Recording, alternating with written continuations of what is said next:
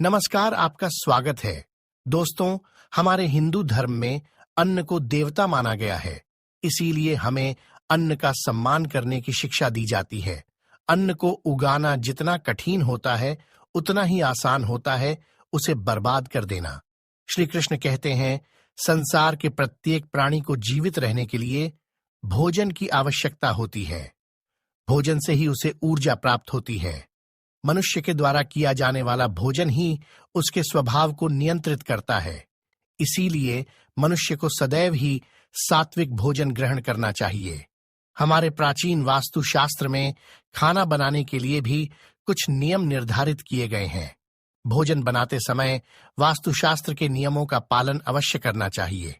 वास्तुशास्त्र में भोजन बनाने की दिशा, भोजन बनाने का समय, भोजन करने का समय आदि महत्वपूर्ण बातों के नियम बताए गए हैं। दोस्तों, प्रत्येक हिंदू घर में भोजन में खास तौर पर रोटी अवश्य बनाई जाती है। जिस प्रकार से पृथ्वी का आकार गोल है, उसी प्रकार से रोटी का आकार भी गोल ही होना चाहिए। देवी देवताओं को भोग चढ़ाते समय गोल रोटी ही बनानी चाहिए और रोटी कभी भी टुकड़े करके भगवान को नहीं चढ़ानी चाहिए। शास्त्रों में रोटी बनाते समय महत्वपूर्ण बातों का ध्यान रखना चाहिए। रोटी बनाने के लिए आटे का प्रयोग किया जाता है। आटा गूंथते समय उसमें यदि आप कुछ चीजें डालते हैं तो इससे मां लक्ष्मी प्रसन्न हो जाती है। आटा गूंथना भी एक कला होती है।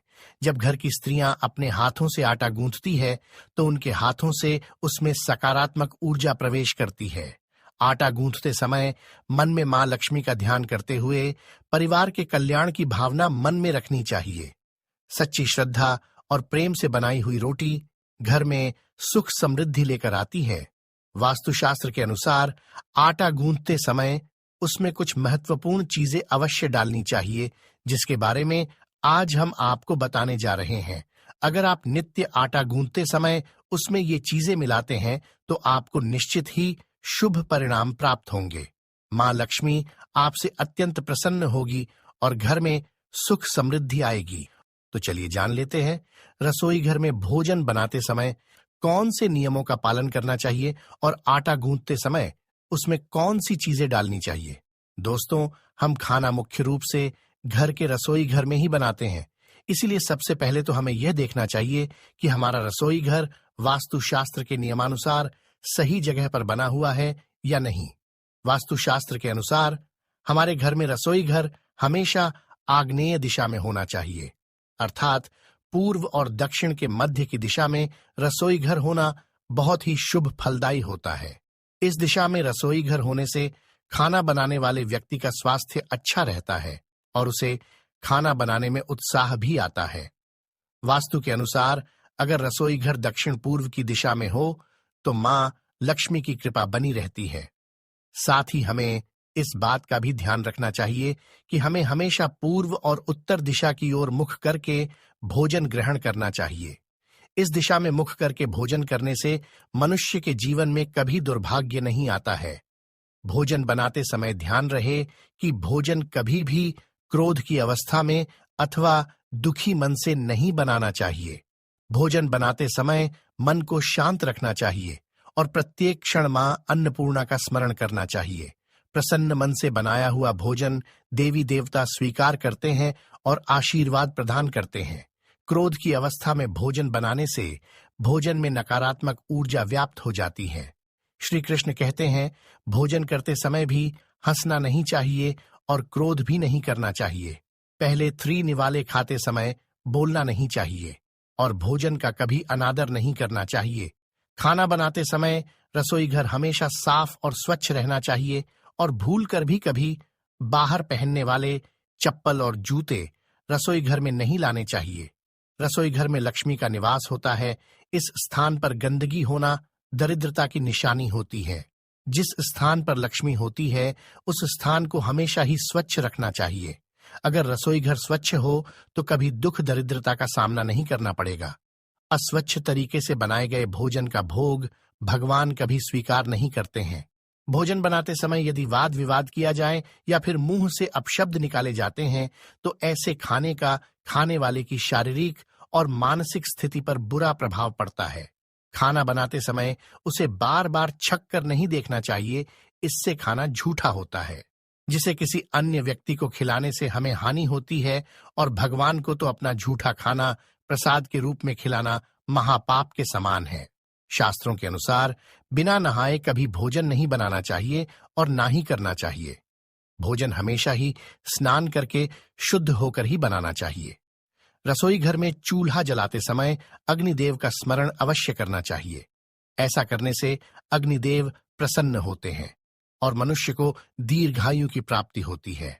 मां अन्नपूर्णा का स्मरण करते हुए भोजन बनाने से घर में कभी भी अन्न और धान्य की कमी नहीं रहती है। वास्तुशास्त्र के अनुसार भोजन कभी भी टूटे फूटे बर्तनों में नहीं करना चाहिए। भोजन हमेशा ही स्वच्छ बर्तनों में करना चाहिए। हाथ पर लेकर रोटी कभी नहीं खानी चाहिए।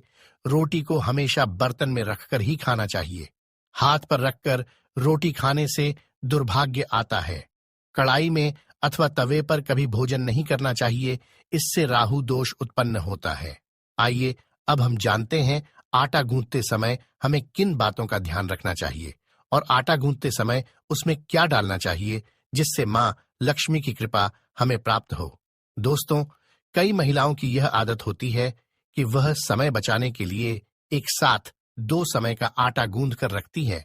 सबसे पहले तो ध्यान रखें कि कभी भी आवश्यकता से ज्यादा आटा मल कर ना रखें। गूंथ कर रखा हुआ आटा घर में नेगेटिविटी लाता है।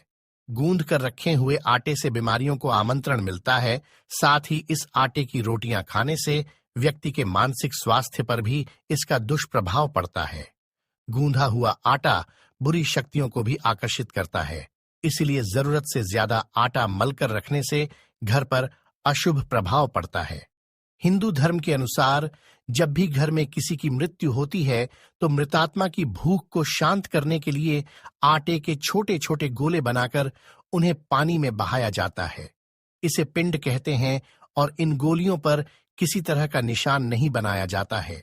इसीलिए महिलाएं रोटी बनाने के लिए आटा गूंथने के बाद जब आटे का गोला बनाती हैं तो उस पर अपनी उंगलियों से निशान जरूर बना देती है, जो यह दर्शाता है कि यह आटा मृत व्यक्तियों के लिए नहीं है बल्कि घर के सदस्यों के लिए गूंधा गया है। आप आटा गूंथते समय उस पर श्री अवश्य लिखे अथवा ओम अवश्य लिखे। इसके आपको बहुत ही शुभ परिणाम प्राप्त होंगे। मां लक्ष्मी की कृपा आपको प्राप्त होगी। दोस्तों, रसोई घर में आटे की पहली रोटी गौमाता की और आखिरी रोटी कुत्ते के लिए निकाली जानी चाहिए, जिससे घर में कभी दोष निर्माण नहीं होगा। गाय को रोटी खिलाने से माता कामधेनु का आशीर्वाद मिलता है और हर मनोकामना पूर्ण होती है, और कुत्ते को आखिरी रोटी खिलाने से सभी ग्रह दोष समाप्त होते हैं। दोस्तों, आटा गूंथते समय हम उसमें नमक तो मिलाते ही है, लेकिन यदि नमक के साथ थोड़ा सा घी और चुटकी भर शक्कर भी मिला दें तो यह बहुत शुभ होता है। शक्कर, नमक, आटा व घी सभी सफेद रंग की चीजें होती हैं जिनका संबंध शुक्र ग्रह और चंद्रमा से है। इसलिए यह चारों वस्तुएं एक साथ मिलकर हमारे शुक्र और चंद्र ग्रह मजबूत बनाती है और इन दोनों के सभी शुभ फल हमें प्राप्त होते हैं। तो दोस्तों, इस प्रकार से वास्तुशास्त्र में रसोई घर में बनाए जाने वाले भोजन से संबंधित महत्वपूर्ण बातें बताई गई हैं। अगर यह जानकारी अच्छी लगी तो वीडियो को लाइक जरूर करें, कमेंट में जय श्री कृष्ण अवश्य लिखें। साथ ही चैनल को सब्सक्राइब जरूर करें। आप सभी का धन्यवाद।